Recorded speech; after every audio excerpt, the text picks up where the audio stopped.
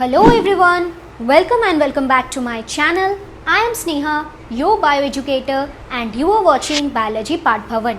In today's class, we are going to discuss about the first chapter of class 7 CBSE, that is nutrition in plants. Before starting the class, I would request all the newcomers to subscribe to this channel because through this channel, your concepts will be crystal clear. So let's just not wasting the time and jump into the video. So champs, in this canvas all of you can see that all living organisms are doing some of their own activities. Birds are chirping, some are busy with their foods, someone is fishing. Now the question is, where does they get energy to perform such activities? The answer will be food. All living organisms like animals, plants, humans require food. Now in these foods there are carbohydrates, proteins, fat, vitamins, minerals and fibers are present. These are togetherly called nutrients. These are some components that are present in food. These nutrients enable living organisms to build their bodies. हमारे body को build up करने के लिए ये very essential है. These nutrients are very essential for growth of our body. Not only us but also animals, plants, हर एक living organisms की body के growth करने के लिए ये बहुत ही important है. Right? Secondly, these helps to repair damaged parts. Body में अगर कहीं पर भी डैमेज्ड हो गया है या फिर कोई ऑर्गन डैमेज्ड हो गया है तो उसको रिपेयर करने में भी हेल्प करता है these nutrients and provide energy to perform different life processes. Living organisms को जीने के लिए बहुत सारे लाइफ प्रोसेसेस करना पड़ता है, जैसे कि रिप्रोडक्शन, रेस्पिरेशन, डाइजेशन एंड उस सब लाइफ प्रोसेसेस को परफॉर्म करने के लिए जो एनर्जी रिक्वायरमेंट होता है, that energy coming from that particular nutrients या फिर फूड से वो एनर्जी हम लोग गेन करते हैं. Not only us but also plants and animals, right? And these nutrients are help to build our bodies. Body को बिल्ड करने के लिए, बॉडी के ग्रोथ के लिए these are very essential.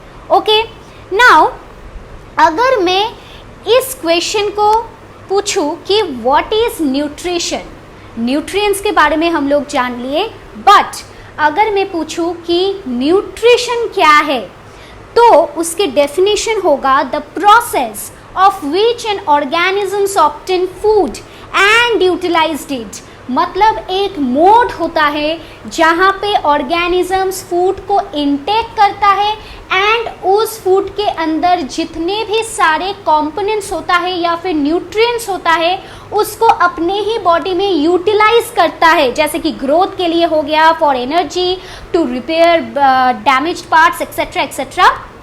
उसी मोड को हम लोग बोलेंगे न्यूट्रिशन.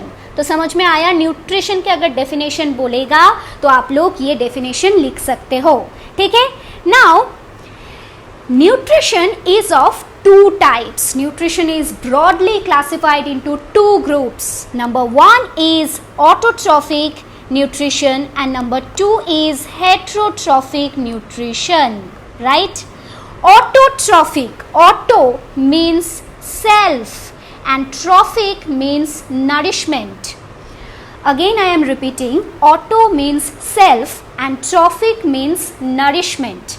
तो जितने भी organisms है, the organisms that can prepare their food in their own body are called autotrophs and the mode of nutrition that they exhibit are called autotrophic nutrition. मतलब द ऑर्गेनिजम्स, जो ऑर्गेनिजम्स अपना खाना खुद बना सकता है अपने ही बॉडी में without needed any help of others.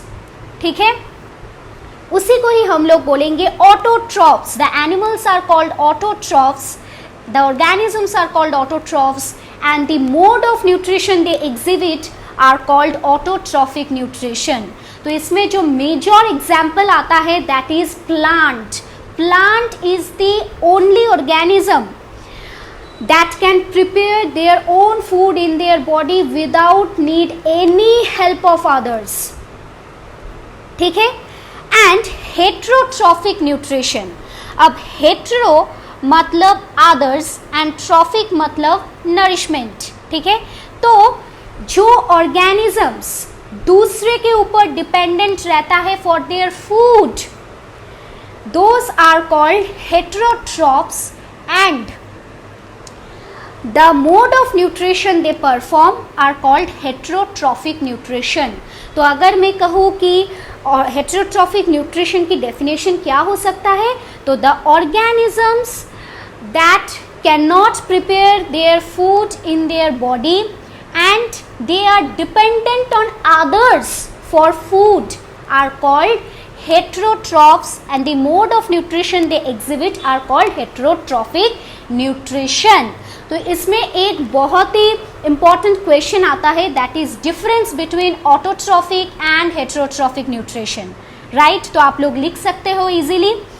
अब most of the animals including human come in under this mode of nutrition. Okay, now all the animals are directly and indirectly dependent upon plants for their food. अब देखिए बहुत सारे ऐसे type of organisms होता है जो directly plants के ऊपर डिपेंडेंट रहता है, जैसे कि जिराफ, जैसे कि काउ, जैसे कि गोट, है ना. बहुत सारे ऐसे ऑर्गेनिजम्स हैं जो डायरेक्टली प्लांट्स के ऊपर फीड करता है. बट ऐसे भी बहुत सारे एनिमल्स रहता है जो डायरेक्टली प्लांट्स के ऊपर फीड नहीं करता है, but they feed on those animals that are feed on the plants, right? जैसे कि यहाँ पे एक चेन है, जैसे कि ये जिराफ प्लांट्स को इंटेक कर रहा है एंड इन टर्न जिराफ को खा रहा है एक टाइगर. तो इनडायरेक्टली और directly animals and humans are dependent on plants for their food.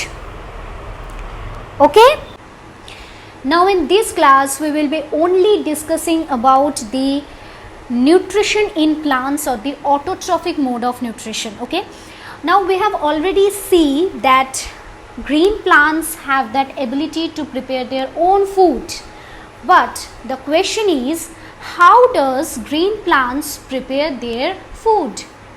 The answer will be by the process of photosynthesis. So let's see the process of photosynthesis in detail, and this is the very most common and very important concept in this chapter. Okay, so what is photosynthesis? The definition will be a process where green plants prepare food from carbon dioxide and water in the presence of chlorophyll and sunlight, produce glucose and oxygen as a byproduct. This is a very important definition and ये आप लोगों के exam में आ सकता है. तो please make sure आप लोग ये जो डेफिनेशन है उसको बहुत अच्छे से प्रिपेयर करेंगे. ठीक है. सो डेफिनेशन को अगर हम लोग थोड़ा ब्रेक कर करके देखेंगे तो क्या होगा. First of all a process, ये एक प्रोसेस है जहाँ पे ग्रीन प्लांट्स क्या करता है, प्रिपेयर करता है फूड को. बट कैसे? By the help of carbon dioxide and water. ठीक है. In the presence of chlorophyll and sunlight. ठीक है. सनलाइट एंड क्लोरोफिल की प्रेजेंस से, कार्बन डाइऑक्साइड एंड वाटर की मदद से ये ग्लूकोज एंड क्या प्रोडक्ट निकलता है, glucose and oxygen as the by product. Now if we split the term photosynthesis, then we will find that photo means light and synthesis means combine. So that means in the presence of light, plants prepare their food, and this is termed as photosynthesis. Now, how do we define the definition of photosynthesis? A process where green plants prepare food from carbon dioxide and water in the presence of chlorophyll and sunlight to produce glucose and oxygen as a byproduct. Please make sure that you will prepare this definition because this definition is very important. Okay, so अगर मैं photosynthesis को अच्छे से define करूंगी तो कैसे define करूंगी कि एक प्रोसेस है जहां पे ग्रीन प्लांट्स फूड को प्रिपेयर करता है by using carbon dioxide and water. Carbon dioxide and water are the raw materials. किसकी प्रेजेंस में? सनलाइट की प्रेजेंस में एंड क्लोरोफिल की प्रेजेंस में होगा दिस प्रोसेस एंड प्रोड्यूस होगा glucose and oxygen as the by product. Okay, so अगर मैं इसको एक रिएक्शंस के तौर पे देखूंगी तो कैसे होगा?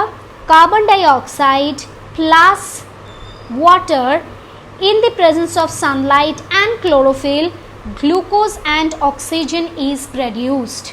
ठीक है, तो photosynthesis is a process by which green plants prepare their own food by using carbon dioxide and water in the presence of sunlight and chlorophyll, produce glucose and oxygen as the byproduct.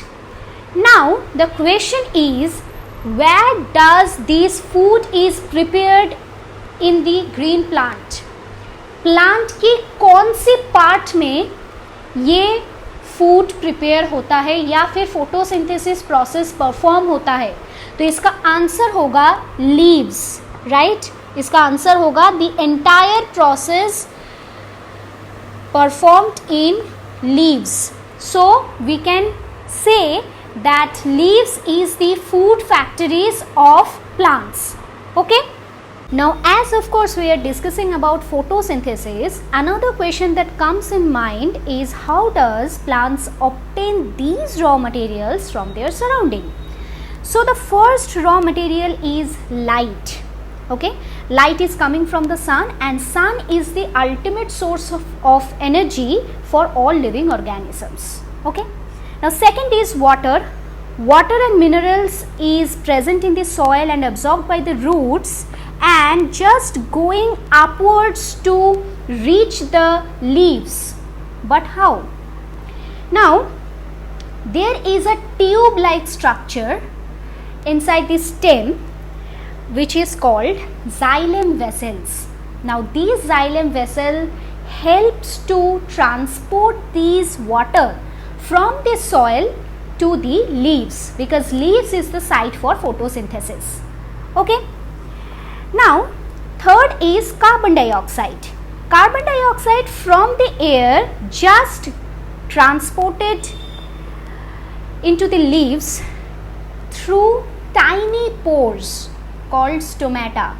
Now we will be discussing about stomata in this video but later. For now you just know that carbon dioxide directly air से leaves तक transport हो जाता है क्योंकि leaves के ऊपर small tiny openings रहता है जिसका नाम है stomata. Okay, so the last raw material is chlorophyll. Now inside the leaves there is a organelle which is called chloroplast and these chloroplast contains a green color pigment which is known as chlorophyll. Okay, now this chlorophyll is very essential for the process of photosynthesis because it absorbs the sunlight. sunlight को absorb करता है. Okay, जो sunlight require होता है photosynthesis process में उसको capture करता है. And the second one is it converts solar energy to chemical energy. ये solar energy को केमिकल एनर्जी में कन्वर्ट करता है. Okay, so this chlorophyll is very essential. Now these are the raw materials that are required for the process of photosynthesis. Now, what are the products that produced in the process of photosynthesis? उसमें first है oxygen. Oxygen as a byproduct leaves से बाहर चला जाता है. Okay, and the main product that is produced in the leaves is the food as in the form of glucose. Okay, now this is the entire process of photosynthesis where water and carbon dioxide in the presence of sunlight and chlorophyll, plants prepare their own food, that is glucose and oxygen. Now, as we all know that leaves are the food factories of plants, so let's just check out the structure of a leaf. So, on the surface of the leaves, there are small tiny openings called stomata. जैसे कि this is the small and tiny openings, ऐसे बहुत सारे tiny openings present रहता है and इसी को ही हम लोग बोलते हैं stomata. Now this stomata is surrounded by kidney shaped structure which is called guard cell. ये जो किडनी लाइक स्ट्रक्चर्स आप लोग देख रहे हो, this is called guard cell. Okay, जैसे कि रूम के बाहर डोर्स प्रेजेंट रहता है to lock and open the room, वैसे ही लीव्स के ये जो स्टोमेटा है, इसी पोर्स को ओपनिंग एंड क्लोजिंग करने के लिए ये किडनी शेप स्ट्रक्चर प्रेजेंट रहता है जिसको हम लोग बोलते हैं guard cell. Now what is the function of this guard cell and the stomata? It helps in the exchange of gases. Exchange of gases means, I have already told you that carbon dioxide is directly from the atmosphere just goes inside the leaves through this stomata. Okay, and ये जो oxygen जो photosynthesis में produced होता है as a by product, वो भी atmosphere से इसी स्टोमेटा के थ्रू चला जाता है. Okay, and then used by the animals or humans, okay, for their survival. ये तो एक फंक्शन है, बट दूसरा भी एक इम्पॉर्टेंट फंक्शन है, दैट इज ये जो प्लांट्स है ये हर वक्त वाटर को अब्जॉर्व करता है.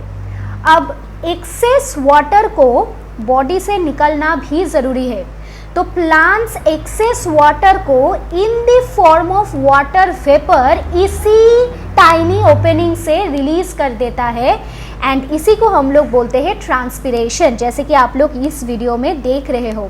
ठीक है, कार्बन डाइऑक्साइड इसी ओपनिंग से अंदर जा रहा है, ऑक्सीजन बाहर आ रहा है एटमॉस्फेयर में एंड अलोंग विथ वाटर.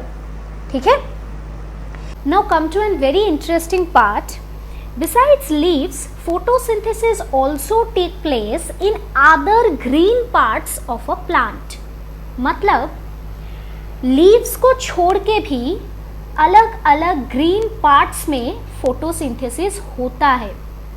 जैसे कि डेजर्ट में जितने भी plants present होता है वो थोड़ी अलग किस्म के होता है ना, क्योंकि उसमें leaves present नहीं होता है. Why? बिकॉज डेजर्ट एरिया में वाटर की बहुत ही कमी होती है एंड अगर लीव्स रहेगा तो उसमें ट्रांसपिरेशन भी होगा, as I already told you in the previous part, है ना. दैट एक्सेस जो वाटर रहता है वो प्लांट ट्रांसपिरेशन के थ्रू लीव्स से बाहर निकाल देता है. अब इस ट्रांसपिरेशन को रिड्यूस करने के लिए ये लीव्स कन्वर्ट हो जाता है स्पाइन लाइक स्ट्रक्चर में. अब आप लोगों के मन में ये क्वेश्चन आ रहा होगा कि लीव्स नहीं है तो फोटोसिंथेसिस कहाँ पे हो रहा है? तो in this type of plants photosynthesis carried out in their stem, क्योंकि स्टेम ग्रीन कलर का होता है एंड इसी स्टेम में फोटोसिंथेसिस होता है. Okay, so in desert plants they have spine like leaves to reduce transpiration, so their stem carry out photosynthesis. Okay, Now, can we imagine a life without photosynthesis? Obviously not. Why? Because all living organisms dependent upon plants for food. जितने भी living organisms है, जैसे कि animals, जैसे कि humans, all are dependent upon plants. Example देखिए, यहाँ पे ये जो ग्रीन प्लांट्स है उसमें कुछ तरह के एनिमल्स डायरेक्टली डिपेंडेंट होता है, जैसे कि काऊ, जैसे कि गोट, ये डायरेक्टली प्लांट्स के ऊपर फीड करता है. So they are directly dependent on the plants for their food. But ऐसे भी कुछ एनिमल्स प्रेजेंट होता है जो डायरेक्टली तो प्लांट्स को इंटेक नहीं करता है, बट ऐसे टाइप ऑफ एनिमल्स को फूड के तौर पे इंटेक करता है जो प्लांट्स के ऊपर डिपेंडेंट रहता है, जैसे कि टाइगर, जैसे कि लायन, है ना. तो प्लांट्स के ऊपर हर एक एनिमल्स डायरेक्टली और इनडायरेक्टली डिपेंडेंट रहता है. ओके, ये बात तो समझ में आ गया. Secondly, as I have already told you that photosynthesis में जो oxygen as the by product produce होता है वो लीव्स के ऊपर स्टोमेटा के थ्रू एटमॉस्फेयर में रिलीज हो जाता है, एंड इसी ऑक्सीजन को यूज करके ऑल एनिमल्स कैन सर्वाइव. ठीक है, the oxygen which is the by product of photosynthesis is important for survival. So we can say that photosynthesis is very much necessary to survive all the living organisms. Okay, now come to another interesting fact that not only plants but also some organisms can do photosynthesis. Okay, now you all often see that some green or slimy patches are present on the surface of a stagnant water bodies, right? बहुत सारे ऐसे pond या फिर छोटे छोटे water bodies होता है जिसके ऊपर ऐसे ग्रीनी या फिर स्लाइमी पैचेस प्रेजेंट होता है ना. This is nothing but algae. Okay, this has chlorophyll in it, and so they can produce food by the process of photosynthesis. Okay, now move on to the next part of our chapter is the most important nutrients or the essential nutrients required for the plants. Okay, as we all know that green plants can synthesize carbohydrate in the process of photosynthesis, obviously, right? So green plants carbohydrate को produce करता है in the form of glucose, है ना. इस glucose से उसको बहुत सारे कार्बन, हाइड्रोजन एंड ऑक्सीजन मिल जाता है, क्योंकि ग्लूकोज के अंदर या फिर ग्लूकोज प्रोड्यूस्ड होता है कार्बन, हाइड्रोजन एंड ऑक्सीजन से. इसीलिए plants can obtain carbon, hydrogen and oxygen through this glucose. Okay, but इसको छोड़ के भी बहुत सारे ऐसे न्यूट्रिएंट्स है जो प्लांट्स के लिए बहुत ही एसेंशियल होता है, जैसे कि नाइट्रोजन, फॉस्फोरस, पोटेशियम. बहुत सारे माइक्रो न्यूट्रिएंट्स है जैसे कि calcium, magnesium, copper etcetera. For most important जो न्यूट्रिएंट्स है दैट इज नाइट्रोजन. अब नाइट्रोजन क्यों प्लांट्स के लिए एसेंशियल होता है इसको पहले देख लेते हैं.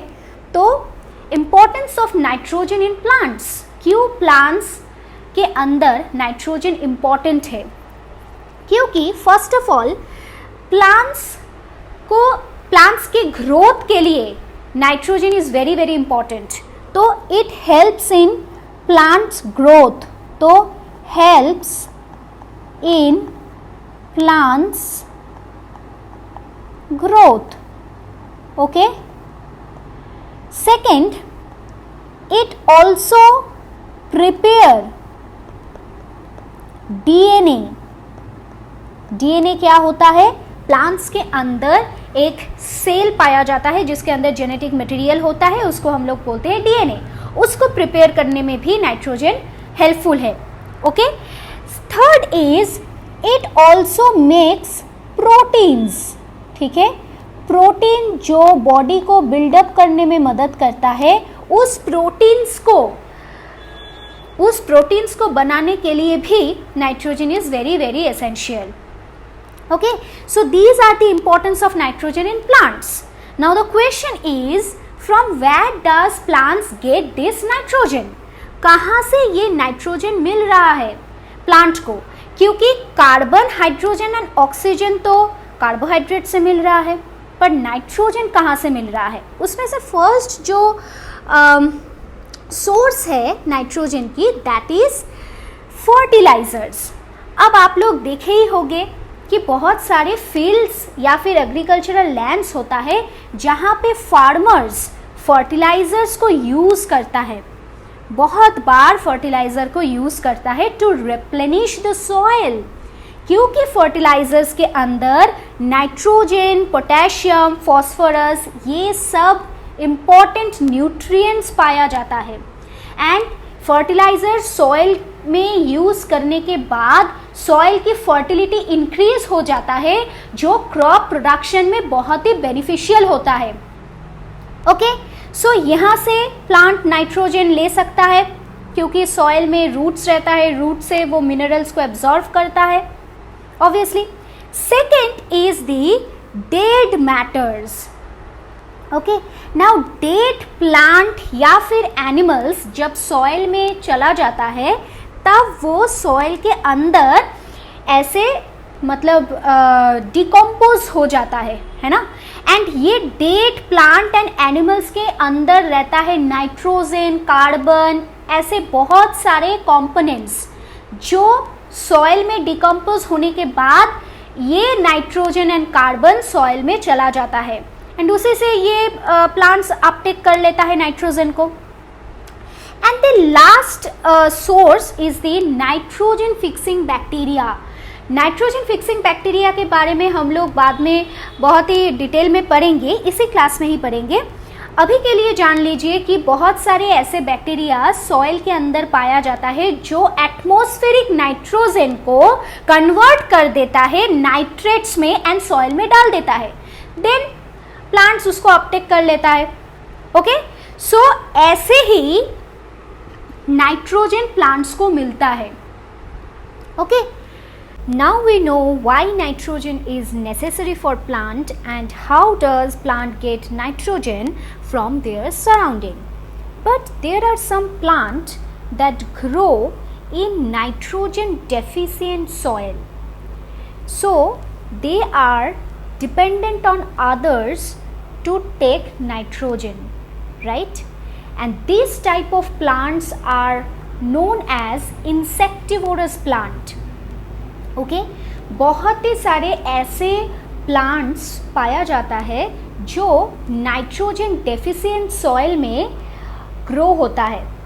So they cannot able to uptake nitrogen from the soil. That's why they are dependent on others like insects to get nitrogen. Okay, now in case of this type of plant, they have some modified structure, like in case of pitcher plant. Okay, this is a pitcher plant. Now in case of a pitcher plant, their leaf is modified into pitcher और jug like structure. यहाँ पे आप लोग देख रहे हो कि ये एक पिचर प्लांट है जिसकी लीफ एक जग लाइक स्ट्रक्चर में मॉडिफाइड हो गया है. And to take that insect inside this jug there was a lid. इसके ऊपर एक लीड प्रेजेंट रहता है, ये वाला, जो क्लोज्ड हो जाता है जब भी इंसेक्ट इस जग के अंदर घुस जाता है. Okay, now when insect land on pitcher the hair tangled the insect and closes the lid. अब जब भी इंसेक्ट इस पिचर के अंदर चला जाता है तब ये लीड क्लोज्ड हो जाता है एंड इसी पिचर के अंदर बहुत सारे हेयर्स प्रेजेंट रहता है सरफेस एरिया में जो उस इंसेक्ट को ऐसे टैंगल्ड कर लेता है. ठीक है, एंड देन इस फीचर से डाइजेस्टिव जूस सिक्रेट होता है जिसके through this insect get digest. Okay, now एक और एग्जाम्पल है जैसे कि Venus fly trap. This is a example of Venus fly trap. Okay, now ये भी इसके अंदर बहुत सारे ऐसे सेंसरी जो लीव्स प्रेजेंट रहता है, सेंसरी जो कांटा प्रेजेंट रहता है. जब भी कोई इंसेक्ट इसके अंदर घुस जाता है तब ये लीड क्लोज्ड हो जाता है एंड इसके अंदर से डाइजेस्टिव जूसेस सीक्रेट होता है जिसके थ्रू इंसेक्ट डाइजेस्ट हो जाता है. तो ऐसे ही इंसेक्टिवोरस प्लांट्स दूसरे के ऊपर, दूसरे इंसेक्ट्स के ऊपर डिपेंडेंट रहता है to get nitrogen. Now moving to our next and the last topic of this chapter is heterotrophic mode of nutrition. Now there are some plants which do not have chlorophyll and that's why they cannot synthesize food. Now the question is, how do they survive and from where they derive this nutrition? Like humans and animals, plant also depend on other for their food which is also known as heterotrophic nutrition. जैसे कि हम सभी को पता है कि plants can prepare their own food so they exhibit autotrophic nutrition. ऐसे बहुत सारे plants होता है that cannot have chlorophyll in their body and cannot synthesize food, so they are dependent on others for their survival, for their nutrition. So that is called heterotrophic mode of nutrition.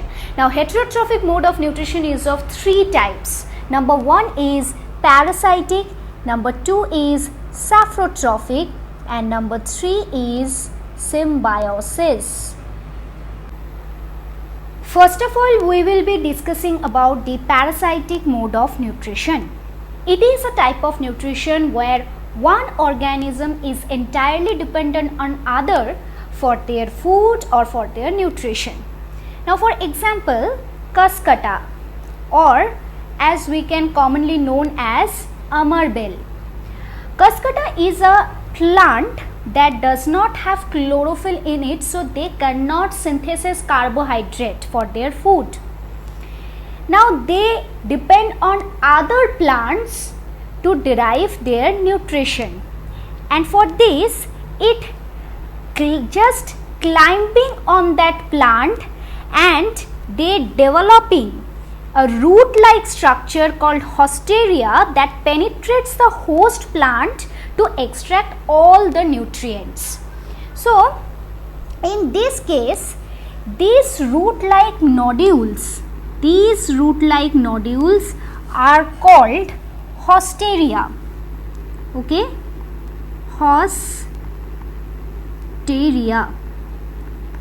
This root-like structure are commonly developed by Cuscuta.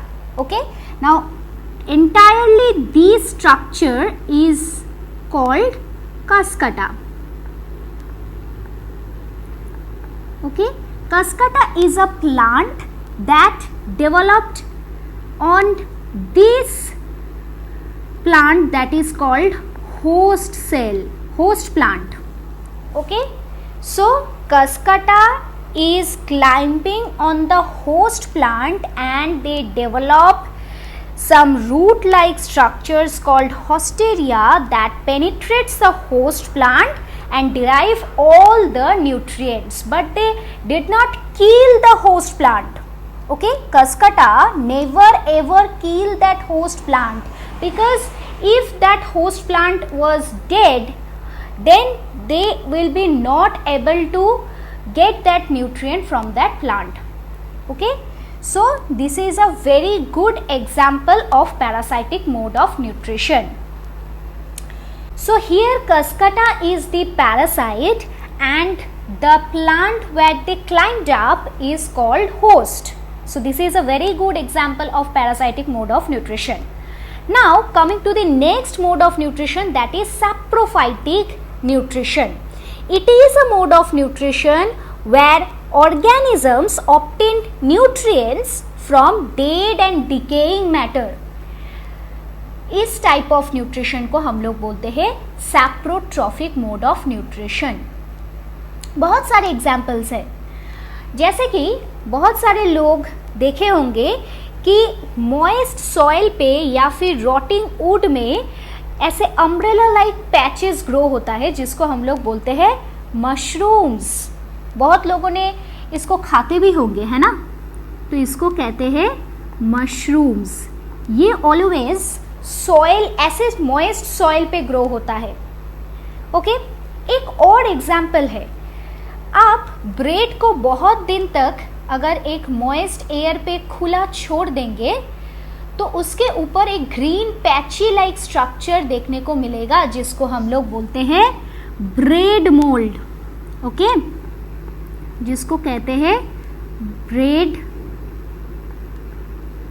Sorry, let me write this again, bread mold.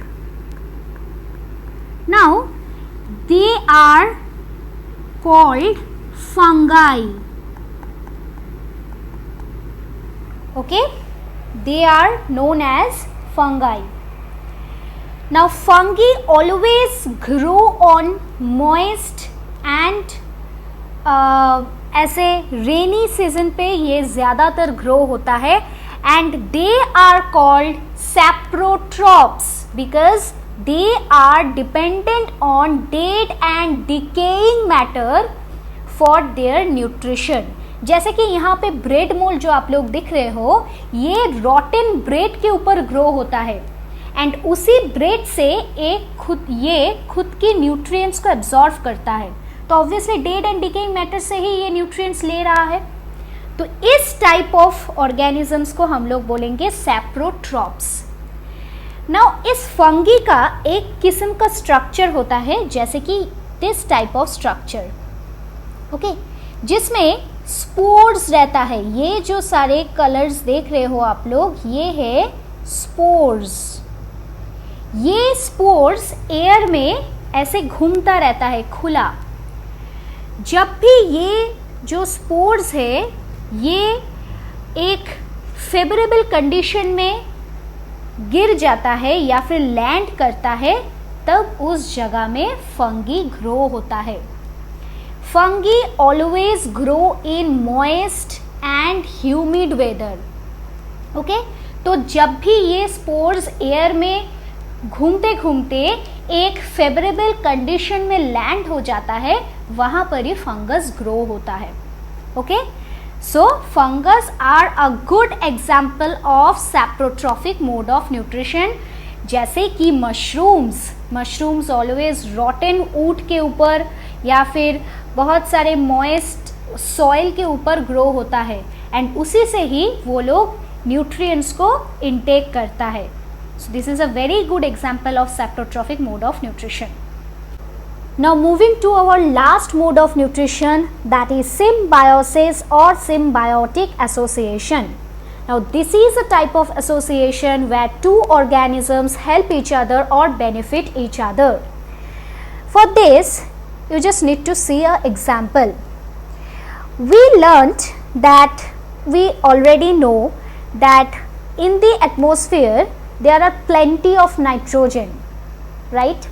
But plants or animals cannot absorb those nitrogen directly, है ना. ये हम लोग जब nitrogen की importance and sources देखे थे, तब इस एग्जाम्पल को हम लोग ऑलरेडी देख चुके हैं. तो उसी के बारे में अभी डिस्कस करेंगे.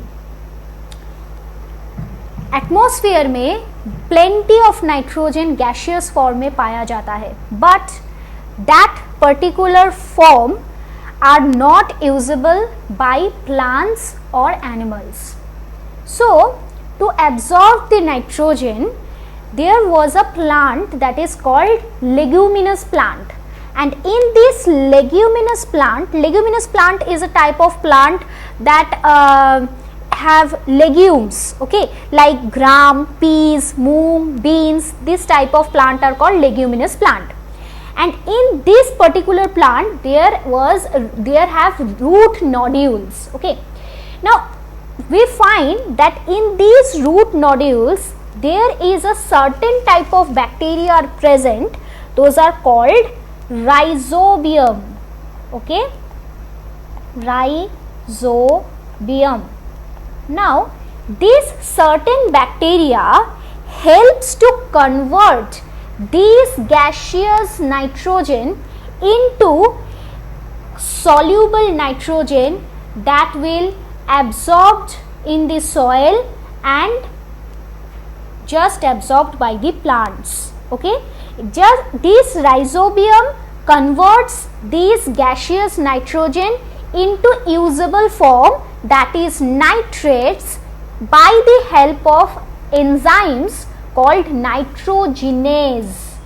Okay, so लेग्यूमिनस प्लांट की जो रूट नोड्यूल्स होता है उसके अंदर कुछ सर्टेन टाइप ऑफ बैक्टीरिया पाया जाता है जिसको हम लोग बोलते हैं नाइट्रोजिनस बैक्टीरिया या फिर nitrifying bacteria. Now this type of bacteria convert these gaseous nitrogen into nitrates, which is the usable form, and just send it into the soil, from where these leguminous plants uptake these nitrogen or used these nitrogen. Okay, so in turn this, so now you can ask me that what about symbiosis, है ना. इस example में symbiosis कहाँ पे हो रहा है? Symbiosis यहाँ पे हो रहा है कि राइजोबियम प्लांट को नाइट्रोजन प्रोवाइड कर रहा है. In turn plants provide rhizobium shelter and food. क्योंकि ये लोग बैक्टीरिया है, they can not synthesise food, so plants in turn rhizobium को फूड एंड शेल्टर प्रोवाइड कर रहा है. ओके, और एक एग्जाम्पल है दैट इज लाइकेंस. अब in case of lichens there are two types of organisms और are dependent or are involved. Okay, now number one is algae and number two is fungi or else fungi, both are same. Okay, so fungi is a type of organisms which are non-green, so obviously they are dependent upon others for their food, they cannot synthesize food, right?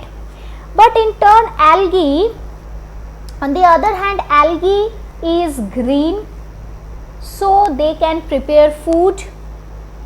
So what about the symbiotic association?